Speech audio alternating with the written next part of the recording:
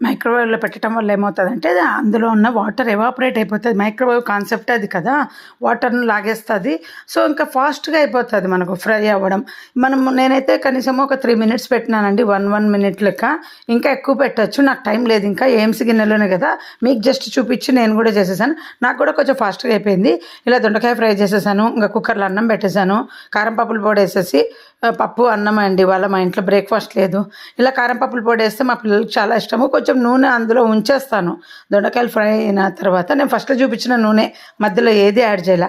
AMC గిన్నెలో నూనె తక్కువ పట్టుకుంటుందని ఎప్పుడు చెప్తూ ఉంటాను కదా! ఈజీగా ఫాస్ట్‌గా కుక్ అయిపోతది.